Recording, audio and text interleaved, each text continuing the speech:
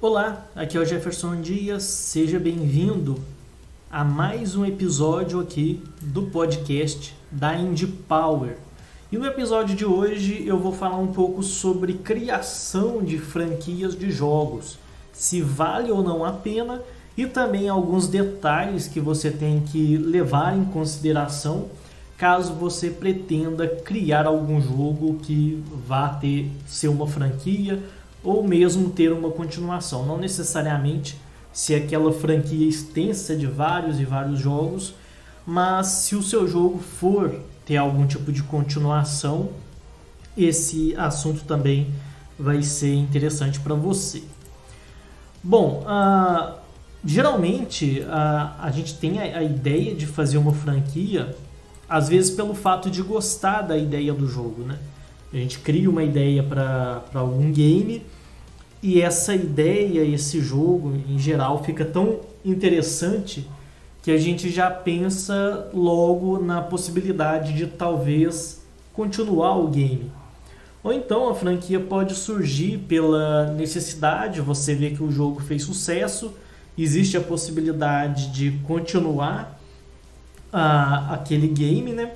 Continuar a história ou até mesmo criar uma nova história dentro daquele cenário, dentro daquele ambiente, baseado ali no sucesso que ele faz, ou então você pode até mesmo criar uma franquia com o objetivo de ampliar mais, dar continuidade na experiência do jogador, né?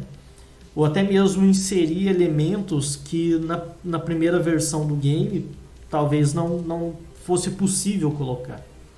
Às vezes você faz um jogo, o jogo fica bacana, fica legal, só que a quantidade de fases ficou pequena. O jogador às vezes sentiu a necessidade de ter novas fases às vezes até com mecânicas diferentes, e às vezes não compensa você atualizar o primeiro jogo, inserir novas fases, o que precisaria talvez alterar toda a estrutura do jogo, o enredo do jogo, o roteiro dele. Ficaria meio estranho, acabaria se tornando um jogo totalmente novo. Então às vezes acaba valendo a pena você criar uma sequência e colocar aquelas fases que na primeira versão não foi possível colocar. E existem algumas vantagens e alguns cuidados que você deve ter quando você pensa numa franquia, né? Para você decidir se quer ou não fazer uma franquia. Uma das vantagens de você trabalhar com esse negócio de franquia é que você compartilha os jogadores. Então, suponha que você fez o primeiro jogo e você teve um bom número ali de jogadores jogando o seu primeiro game. Aí você faz uma continuação desse jogo. Uma continuação ou até mesmo uma história paralela ou algo do tipo. Não precisa ser uma continuação cronológica, mas suponha que seja dentro daquele universo e tal. Como o jogo se trata do mesmo universo, muitas vezes tem a mesma jogabilidade, é uma sequência, pode ser, e até é provável que aconteça, que os jogadores do primeiro game queiram jogar o segundo jogo. Então, se você tem muitos jogadores fiéis da primeira versão do jogo, da primeira edição, né, você vai ter esses jogadores também jogando o seu segundo jogo. Então, você já tem ali uma base, uma fanbase, que vão querer jogar os jogos da continuação da franquia, se você não decepcionar eles até lá, né? Então, se você se manter ali na linha daquele jogo, eles vão querer ter um pouco a mais daquilo. Então, você tem essa vantagem de já ter uma fanbase e você já lançar o seu jogo com pessoas que provavelmente vão querer adquirir aquele jogo. E provavelmente você, ao lançar esse novo jogo, você vai também adquirir novos jogadores para esse game. E esses novos jogadores que jogarem esse jogo vão querer jogar os jogos antecessores dele, os jogos que vêm antes. Porque às vezes ela joga o segundo jogo, né, a parte 2 do game, gostou daquilo e pensa, nossa, se tem jogos anteriores eu vou buscar jogar também, porque pode ser interessante. Então você tem essa vantagem de compartilhar jogadores, sempre adquirir cada vez mais novos jogadores e manter aqueles jogadores fiéis sempre adquirindo jogos dessa franquia. É igual acontece com várias franquias, como Mario, Donkey Kong, Zelda, por exemplo, Street Fighter, Mortal Kombat. Muitos jogadores vêm comprando os jogos da série, da franquia, desde o início, lá dos anos 90, vêm comprando os games e jogam. Até hoje, todo jogo que sai da franquia acabam adquirindo, porque sabem que vão ter uma experiência boa com aquele jogo. Então você tem essa vantagem, você aumenta sempre a quantidade de jogadores e mantém aqueles que já são jogadores fiéis. O que muitas vezes não acontece com jogos que não é franquia.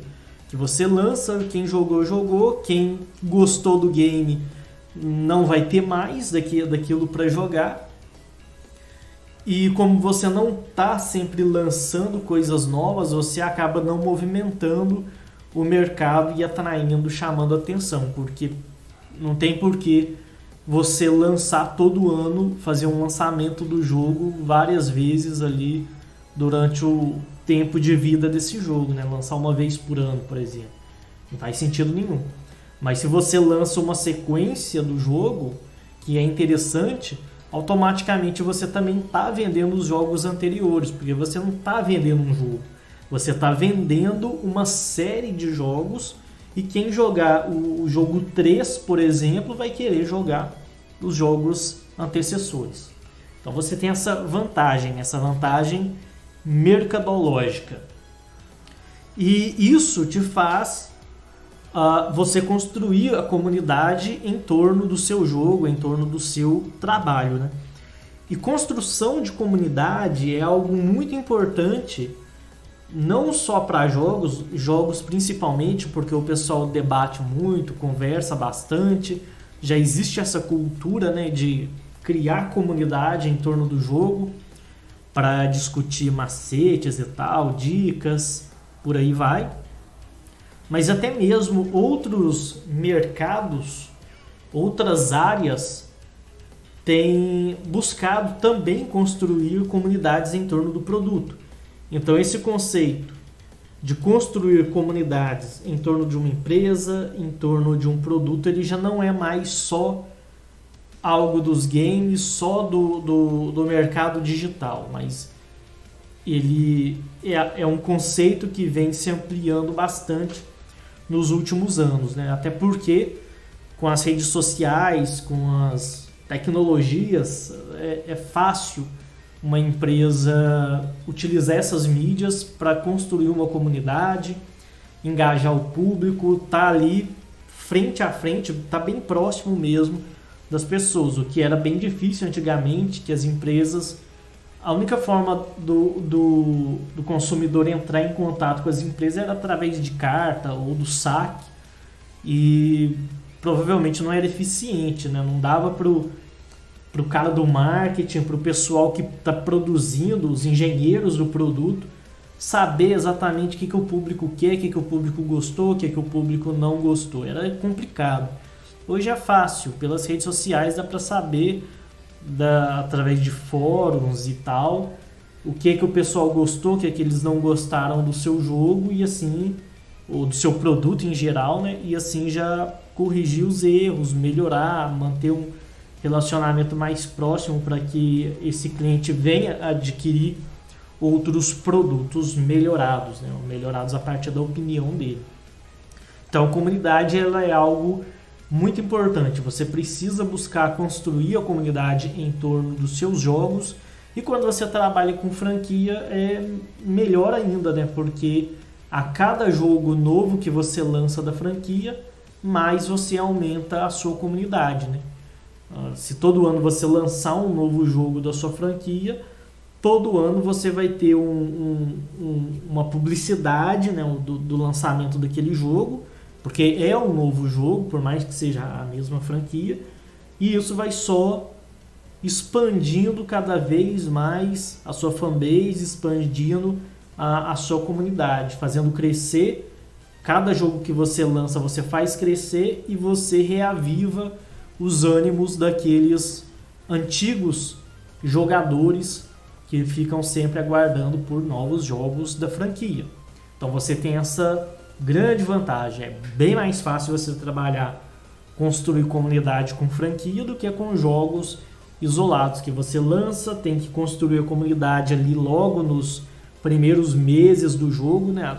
Até um tempo antes do lançamento, você vai construindo sua comunidade, dialogando com ela, mostrando vídeos, imagens, como que está sendo a produção.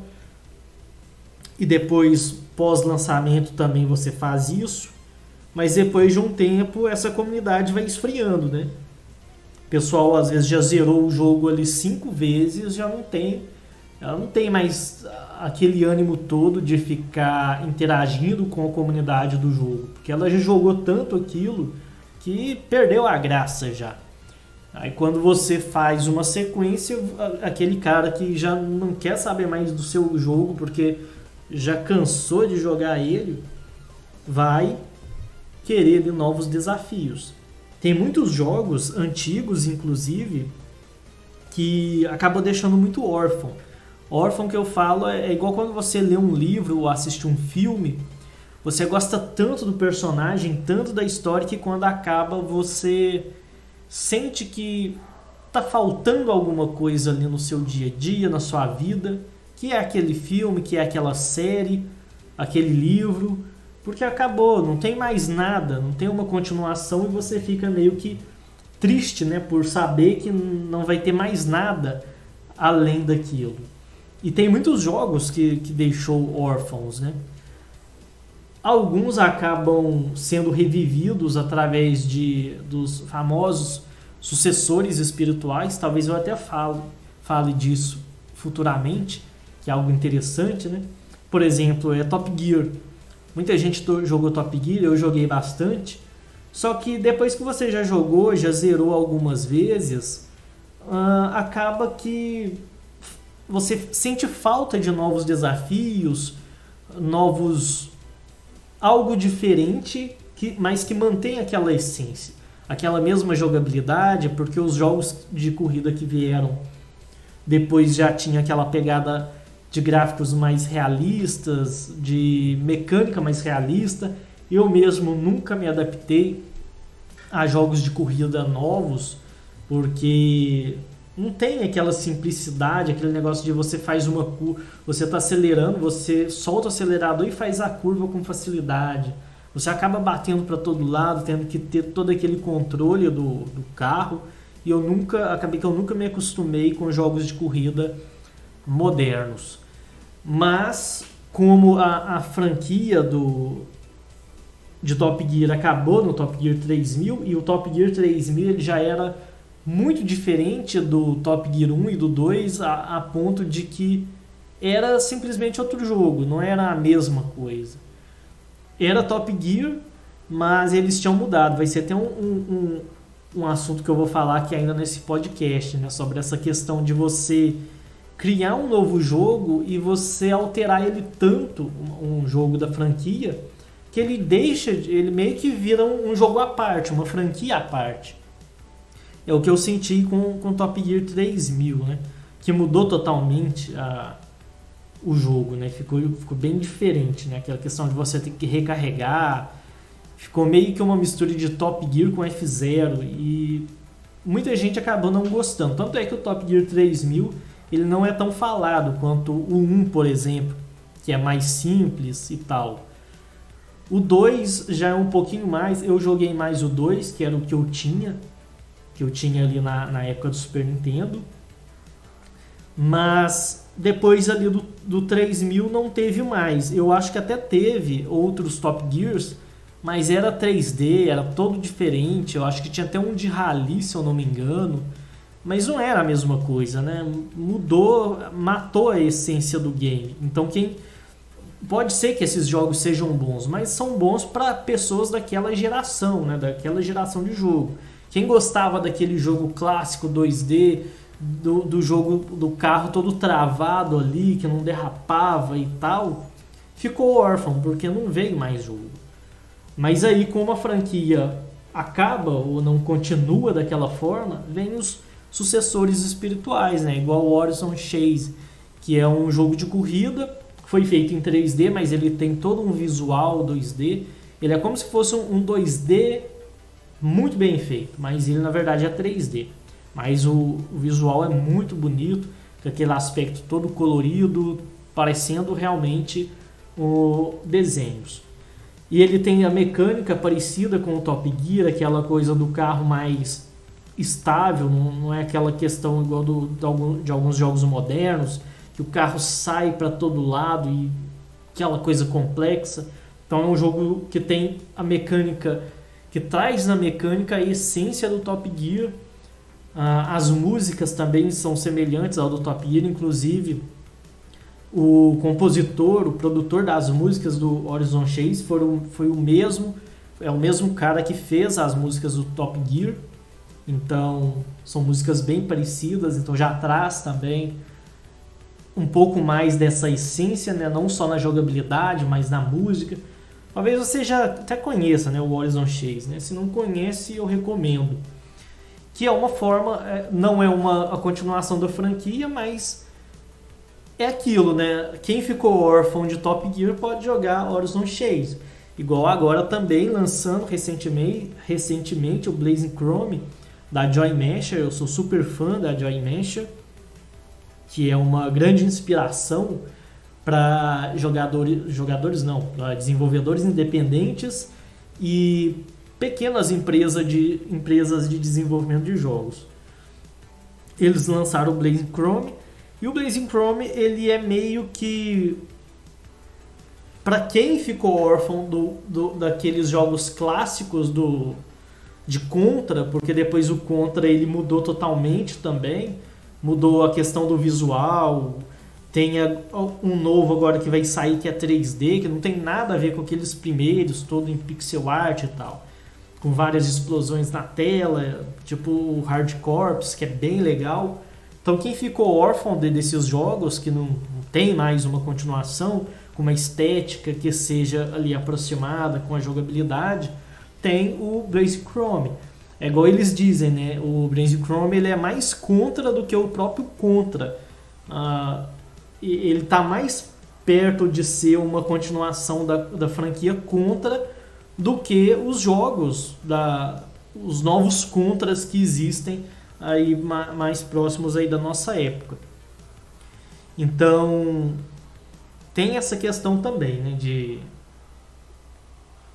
dessa questão de franquia, para você manter, para você não criar esses órfãos. Então, quando você trabalha com franquias, você não tem essa questão de fazer um jogo que todo mundo gostou, todo mundo quer continuar jogando aquilo, mas a empresa não faz um jogo parecido. Aí fica aquele monte de jogador órfão, doido para jogar um jogo com aquelas mecânicas, aquelas jogabilidades, e não tem.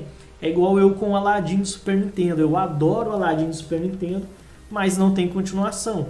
Existe o Aladdin do Mega Drive, mas é um jogo totalmente diferente, né? Não dá para equiparar um com o outro. Ambos são Aladdins, mas é totalmente diferente. Eu sim não sei qual que é melhor, eu não joguei o do Mega Drive, eu acredito que o do Mega Drive também seja muito bom, mas não dá para comparar qual é melhor do que qual, porque são jogos totalmente diferentes. Não existe uma continuação daquele jogo das mecânicas do Aladdin do Super Nintendo. E o que resta é ficar jogando e jogando várias vezes aquele jogo, repetindo até enjoar, e vai ficar só na vontade, né, de jogar um jogo semelhante àquele. Então tem essa questão. Quando você tem essa visão de franquia, não tem esse problema. Outra vantagem, outro ponto legal de trabalhar com franquia é que você reaproveita as mecânicas e os assets do seu game. Então, por exemplo, você faz um jogo, você criou ali os gráficos, os cenários, as animações, programou aquele monte de mecânica, inimigos e tal. Quando você vai fazer um outro jogo, você tem que programar tudo de novo, novas mecânicas, criar novos gráficos e tal, pensar em novos sistemas de jogo, tudo do zero. Quando você trabalha com franquia, você consegue reaproveitar muita coisa. Então, gráficos que você usou no primeiro jogo, você consegue usar no segundo. Suponha que você faz um jogo, vai ter a continuação dele. Você pode pegar o personagem, os inimigos, utilizar aqueles recursos todos no segundo jogo, se tiver coerência, né? Se o personagem não mudou, se ele... Tipo, suponha que se ele era criança num jogo e depois ficou adulto, aí tem que mudar, né? Mas dá para você aproveitar ainda assim. E mesmo que você não aproveite 100% do gráfico, dá para você aproveitar nem que seja animação, né? Você tem o movimento do seu personagem, seja 2D, 3D, e você consegue refazer um novo personagem em cima daquela animação que você já tinha anteriormente. Então dá sempre para reaproveitar as coisas. E também as mecânicas, né? Suponha que ambos os jogos você tem uma mecânica de pulo duplo, ataque com espada e não sei o que. Você não precisa reprogramar isso de novo. Você pode reaproveitar. E mesmo que você tenha que reprogramar, às vezes você muda de engine, que é muito comum acontecer, porque às vezes você faz o jogo numa engine, mas aí na sequência você quer exportar para outras plataformas e tem que mudar de engine. Mesmo que você faça numa engine diferente, dá para você utilizar a mesma lógica que você usou em uma, você usar em outra. Porque por mais que linguagens, métodos de programação sejam diferentes, a lógica é sempre a mesma.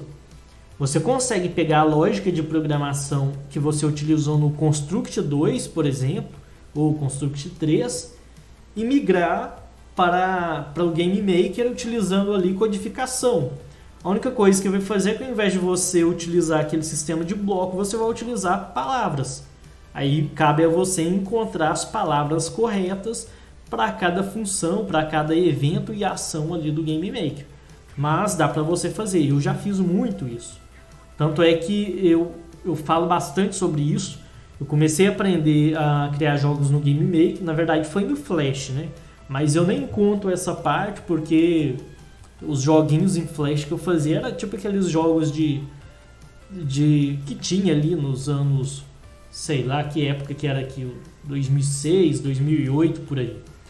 Não era esses jogos, tipo jogos de videogame, plataforma, tiro e tal. Mas para esse tipo de jogo eu comecei com o Game Maker. E eu consegui me virar. Só que aí depois eu conheci o Construct, foi utilizar o Construct e fiquei bastante tempo. Depois que eu voltei a utilizar o Game Maker, o avanço que eu tive no Game Maker foi bem mais rápido, foi um pequeno espaço de tempo, eu consegui fazer bem mais do que eu fazia quando eu ficava lá quebrando a cabeça com o Game Maker. Porque no início eu não tinha noção de lógica de programação, como que funcionava um jogo, como elaborar as mecânicas, pensar nas mecânicas primeiro para depois programar aquilo, como pesquisar a documentação da programação. Na verdade, eu nunca tinha entrado na parte da documentação da linguagem do Game Maker, né? Eu não sabia usar, eu tinha aquele monte de coisa, eu não tinha um raciocínio lógico para utilizar a documentação. Porque tem uma forma correta de usar, não é abrir lá e sair pegando aleatório. E quando eu passei a utilizar o Construct 2, eu fui meio que aprimorando a minha maneira de pensar no jogo, elaborar as mecânicas, traduzir aquilo para algo concreto, para algo que possa ser programado. E quando eu voltei para o Game Maker foi rápido. E muita coisa que eu fiz no Construct eu consegui reproduzir assim com grande facilidade no Game Maker. E como o Construct ele é basicamente uma programação utilizando uma documentação, porque você clica lá, criar um evento, beleza, criar um evento, aí você vai colocar a condição, ele te dá objetos e sistema, aí você escolhe, eu quero aplicar ou fazer essa ação, essa condição baseado no sprite, aí você seleciona o sprite, aí ele abre uma árvore de opções. Dentro desse sprite, que tipo de condição você quer? E ali tem, você seleciona. Depois a ação vai ser aplicada no quê? Vai ser aplicada no sistema. Então ali dentro do sistema eu tenho um leque de opções. Isso aí é igual uma documentação. Se você for digitar em código tipo lá Game Maker, você pode coloca lá if, abre lá o parêntese. Aí o que você quer fazer? Você quer um clique do mouse em um objeto. Então é isso que eu quero. O que eu faço? Vou lá na documentação, no índice da documentação, procuro lá mouse, por exemplo. Clico lá, aí vai me dar as opções de mouse. Aí tem lá, clicar com o mouse, clicar com o botão direito, clicar com o botão esquerdo.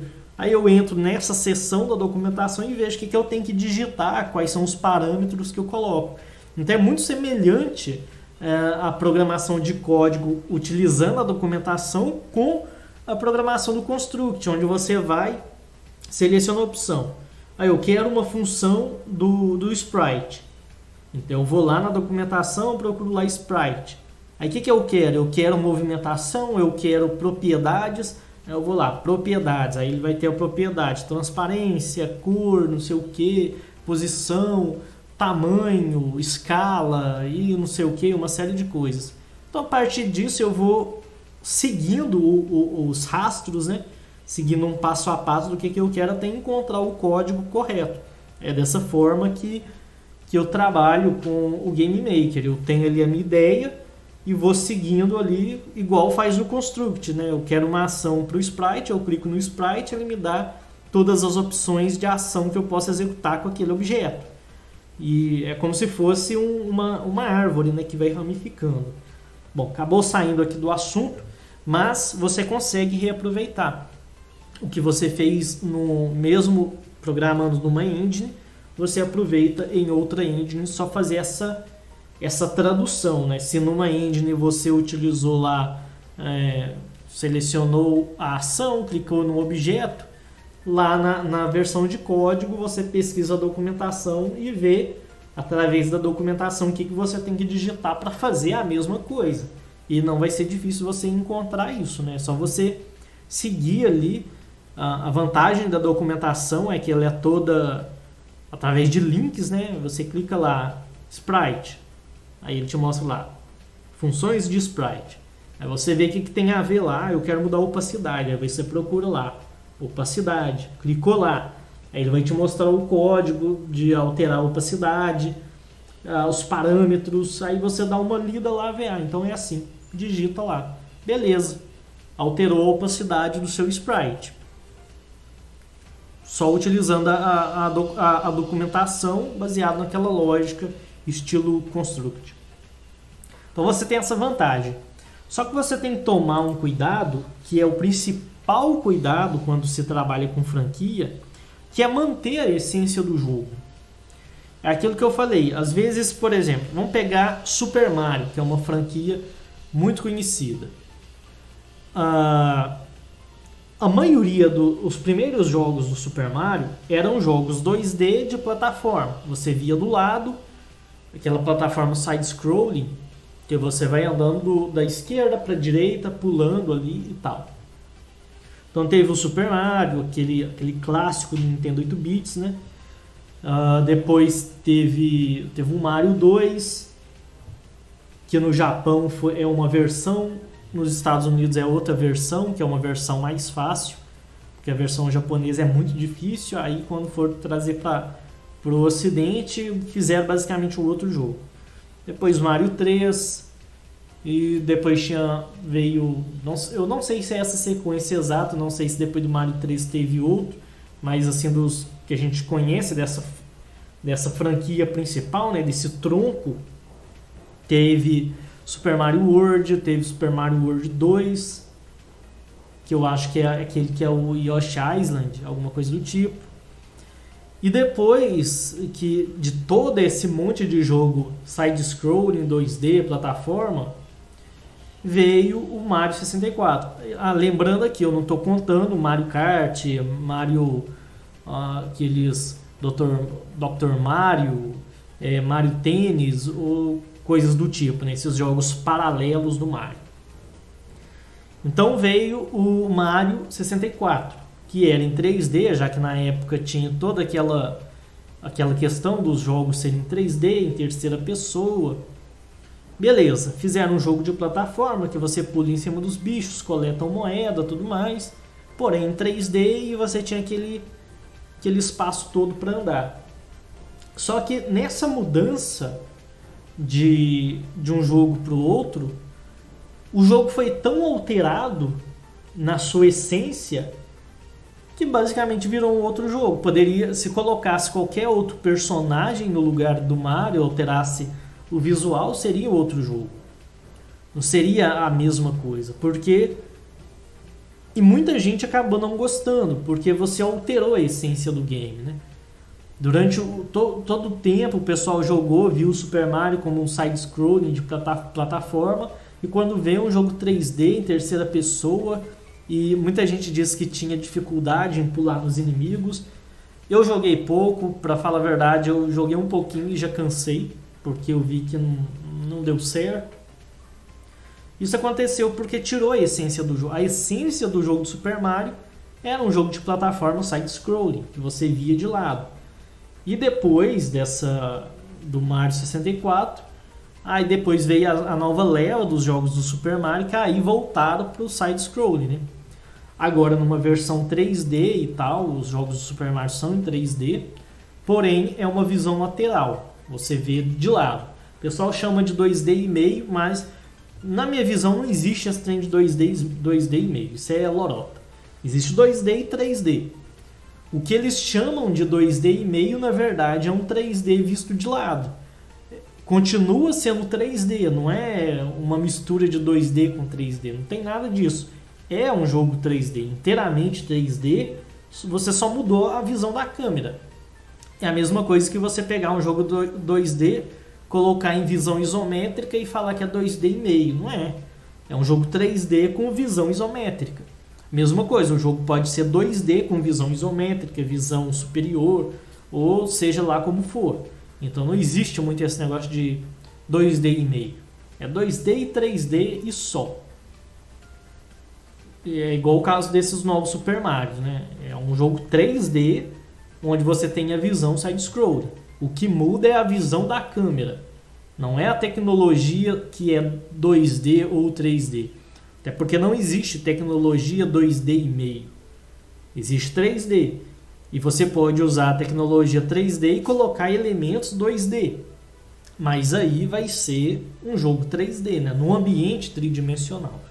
Então os novos jogos do Super Mario 3D vieram com essa pegada do side-scrolling, com mecânicas mais próximas dos primeiros jogos, né, onde você anda da esquerda para a direita, pula e tal, e o pessoal meio que voltou, né, para essa franquia novamente, porque resgatou a essência, melhorou, eu não diria nem melhorar, né, alterou, né, modernizou os gráficos, porque tem gente que ainda prefere os gráficos antigos, pixel art. Eu particularmente gosto muito do pixel art, mas teve aquela modernizada do visual, até mesmo para atrair público novo, né, que não está tão acostumado assim com a pixel art. E a franquia voltou a crescer novamente. O que foi diferente de Zelda, que era 2D, com aquela visão meio que por cima, estilo RPG, e depois entrou para o 3D, e para o 3D o pessoal gostou ainda mais. O pessoal preferiu a versão 3D de Zelda, né, lá do Ocarina do Tempo, do que aquela versão vista por cima, simples, né, simplificada. Então, às vezes, essa mudança mata a essência do jogo e às vezes melhora, amplia a essência do jogo. Tanto é que referência depois para jogos de Zelda é o Ocarina do Tempo, né? Que foi o primeiro jogo em 3D de Zelda. Então é uma mudança que deu certo e depois os outros jogos manteve essa pegada do 3D, né? Fazendo melhorias, até porque na época do Nintendo 64 o 3D era muito precário, era uma coisa assim. Se você vê hoje, você vai ver quão horroroso que era, mas o jogo ainda assim é muito bom, vale a pena jogar. Então veio fazendo melhorias, né, para ter uma melhoria visual. Algo semelhante, na verdade semelhante não, mais semelhante ao Super Mario aconteceu com a franquia Mortal Kombat, que era aquela visão lateral e tal, utilizando aquelas fotografias, né, pixeladas. Para quem não sabe, Mortal Kombat, aqueles primeiros foram feitos com fotografias. Depois mudou para aquelas versões 3D, que a câmera ficava girando. Tinha até um jogo, Tekken, acho que era Tekken mesmo, que a câmera tinha aquela visão, às vezes você via meio de lado, assim, não era sempre aquela visão lateral. Às vezes você via o personagem por trás e tal. Tinha todo aquele ambiente que girava, né? A Mortal Kombat veio com essa proposta também durante um tempo. Eu acho que não deu muito certo também, porque não é um tipo de mecânica para jogo de luta não funciona. Pelo menos para mim, eu acho que não funciona.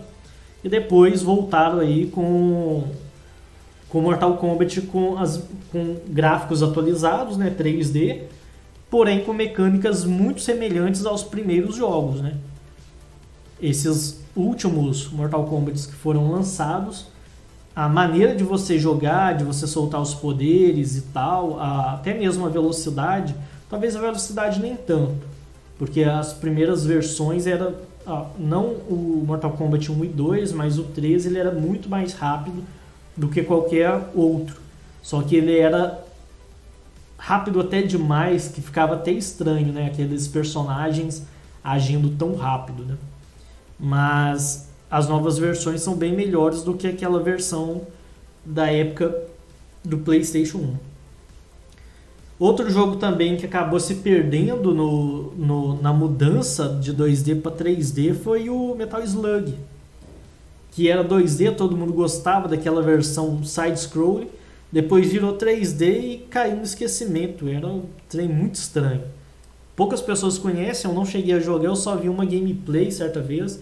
Foi um vídeo que eu assisti que mostrava essa versão em 3D, que ficou estranho, né? E essas mudanças, quando você tira a essência do jogo, você meio que basicamente mata a franquia, né?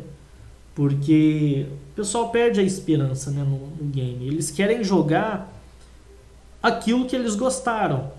Se você gostou de um game pela mecânica dele, às vezes ser side-scroll ou um jogo de luta daquele formato padrão, aí você vai ter uma continuação onde você espera que aquela essência seja mantida, aquela experiência de jogo que você tinha seja mantida, melhorias sejam feitas, obviamente, a história tenha avançado na linha do tempo, mas você quer que mantenha aquela essência, né? Você quer ter aquela mesma sensação de ter jogado aquele jogo, você quer ter novamente, porém com experiências aprimoradas. Agora, quando você pega e faz um jogo totalmente diferente daquilo que as pessoas querem jogar, de fato, aí você mata a sua franquia, aí já não funciona, né? Pode funcionar em certo ponto, mas você pode decepcionar seus antigos jogadores. Você pode atrair novos, mas vai ser aquela coisa de água e óleo, né? De um lado vai ter aqueles jogadores que gostam da versão antiga, do outro você vai ter os que gostam da nova versão, e eles não vão se misturar porque são jogos que são franquia, mas são tão diferentes um do outro que cada um tem seu próprio público. Porque um que gosta do A não gosta da jogabilidade, às vezes, do B, e o que gosta do B não gosta do A, e nisso acaba você não fazendo esse compartilhamento de jogadores. Então é bom, quando você vai fazer uma continuação, você ver, se comunicar com a sua comunidade e ver o que eles gostaram no seu jogo. Vale a pena você manter o mesmo estilo visual, os mesmos gráficos, dando ali uma melhoria, ali deixando uma resolução melhor e tal. Se vale a pena você manter as mecânicas, ver se vale a pena você inserir mecânicas novas, porque às vezes o que o jogador quer é manter aquela mesma mecânica simples de... Às vezes o jogo é um run and gun, correr e atirar, e o jogador só quer aquilo, né? Correr e atirar freneticamente, aí você inventa um monte de coisa e perde a essência, coloca elemento de stealth, que você tem que andar ali devagarzinho, dar poucos tiros, agir com cuidado, aí perde aquela essência de correr e atirar para todo lado e sai que nem um maluco ali. Então você tem que ver qual é a essência do seu jogo e como fazer uma continuação mantendo o seu jogo, a franquia viva, mantendo as pessoas empolgadas para aquela nova versão. É igual aconteceu com Contra, né? O pessoal que jogou aqueles jogos antigos, até ali o Contra 3 de Super Nintendo e tal, que depois que queria algum jogo semelhante em pixel art, de correria, muito tiro, acabou depois não encontrando essa essência, né? Bom, então é uma questão de você ter o bom senso. Você vê o que é interessante no seu jogo, o que você mantém, o que você tira, como fazer uma continuação que seja um jogo novo, mas ao mesmo tempo mantenha a essência dos jogos anteriores. Se você gostou desse podcast, deixe aí a sua avaliação. Se inscreva no nosso podcast, assine o nosso podcast, aí seja no Spotify, no Breaker, no Google Podcasts, ou seja lá qual plataforma você está nos escutando. Se você está pelo YouTube, deixe seu like, compartilhe com seus amigos, se inscreva no canal e deixe aí seus comentários do que você acha sobre esse assunto, se vale ou não vale a pena fazer continuação, se vale a pena você manter um jogo, uma franquia, ou se é melhor você fez o jogo, todo mundo gostou, beleza, passa para o próximo. Quem gostou, fica ali naquela saudade, porque franquia tem essa questão também. Se você estender demais a franquia, chega um ponto que ninguém quer saber mais daquele jogo. Aí você suja a imagem da sua franquia. Às vezes é melhor você parar em determinado ponto. Não, chegou nesse ponto, acabou. Deixa as pessoas ter uma imagem positiva do jogo, do que você fazer uma franquia e chegar ali no final você queimar o jogo e a franquia e não passar uma imagem ruim. Por mais que os jogos estão ali, né, os jogos bons vão continuar ali, nada dele vai ser alterado, mas você fica aquela coisa, né? Uma franquia que decepcionou os jogadores não é interessante. Então tem que saber um momento de parar, igual o jogador, né? O jogador, eles buscam ali um momento onde eles param e saem ali no auge, né? Porque aí eles viram lendas, né? O cara que se torna um grande atleta, aí depois ele continua, começa a decair, toda aquela lenda que criou em torno dele, aquela visão que tem daquele atleta começa a decair, porque começa a ver que não é bem assim, né? Então a franquia é a mesma coisa, você não pode estender demais a ponto de tornar ela uma franquia sem interesse nenhum. Bom, então é isso, e nos vemos então no nosso próximo episódio, semana que vem, e até mais!